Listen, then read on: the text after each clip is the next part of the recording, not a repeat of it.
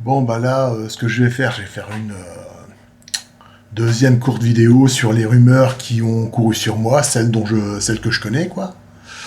Alors, voilà, la première rumeur qui a couru sur moi, c'était vers 95. J'ai rencontré un jeune, c'était un jeune qui faisait qui faisait de la, un scooter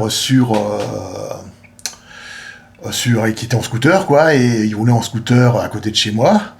Et il m'a demandé, est-ce que vous connaissez l'hôpital Saint-Machin, je sais pas, peut-être Saint-Julien, je sais pas trop, je me souviens plus du nom. Et je lui dis non. Et il m'a dit, vous ferez bien d'y aller, quoi. Donc apparemment, il parlait d'un hôpital psychiatrique.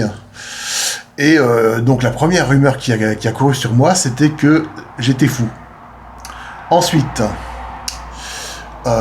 deuxième rumeur qui a couru sur moi, c'était en 95-96. Donc j'habitais chez mes parents dans un quartier bourgeois.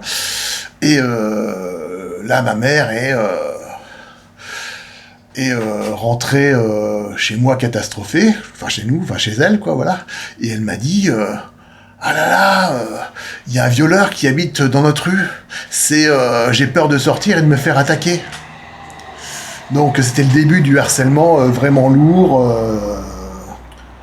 Donc des gens qui klaxonnaient devant chez moi, etc. Avec bon les éboueurs qui commençaient à faire du bruit, à passer 5 ou 6 fois par nuit derrière chez moi, et les hélicoptères et ça. Et là j'ai commencé à me dire, quoi, au début je me préoccupais pas vraiment du harcèlement, je n'avais rien à foutre.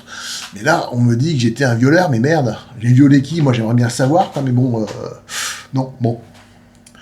Ensuite, donc les rumeurs, c'est laissé tomber. Je pense que c'est resté un bout de temps. Et ensuite, donc c'est vers 2010, donc un clochard, c'était devant un arrêt de bus. Il est passé devant moi, il a dit après ce que t'as fait, tu mériterais de finir dans le canal. Donc qu'est-ce que j'ai fait? Ça, je sais pas. Demandez au clochard, il doit savoir.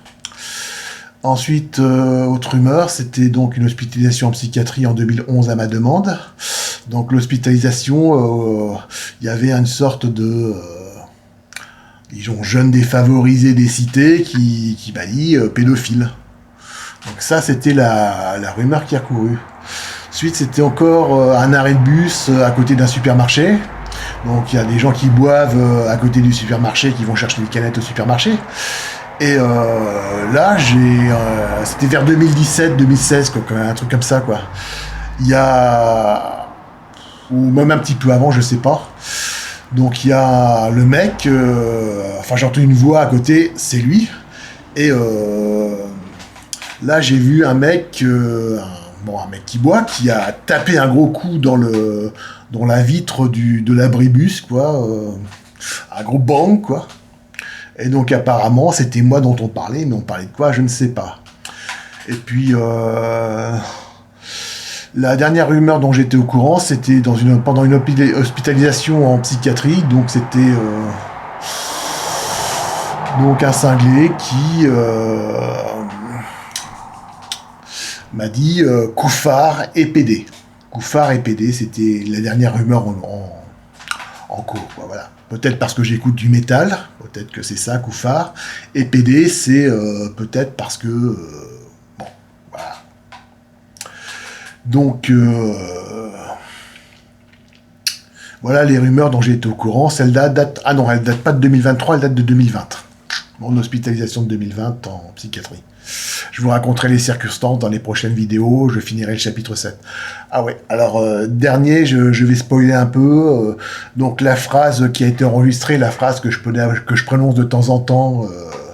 disons une ou deux fois par semaine et pas toutes les semaines du mois. Ça commence par un prénom féminin et sans 3 syllabes, un prénom féminin, puis je t'aime.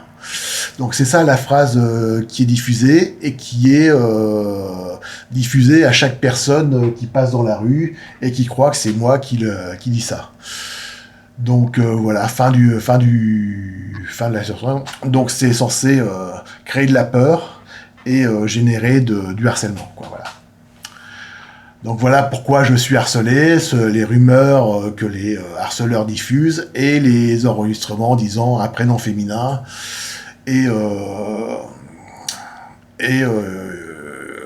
le mot je t'aime après, et la phrase est diffusée en boucle, voilà. Bon bah je vous laisse. Et je mets ça, bon bah voilà, je voulais faire une mise au point quoi. Donc chapitre 7, je finirai le chapitre 7 sur mon parcours en psychiatrie bientôt. Chapitre 8, chapitre 8, ce sera donc l'épreuve que je suis réellement harcelé. Ça, c'est les psychiatres qui me les donnent. C'est gentil, les psychiatres. Et l'épreuve que je ne suis pas fou. Ça, c'est Guillaume d'Occam qui me le doit. Guillaume d'Occam est un peu... allez, Galilée, Leibniz, c'est Descartes, quoi, voilà. Bon, bah, au revoir.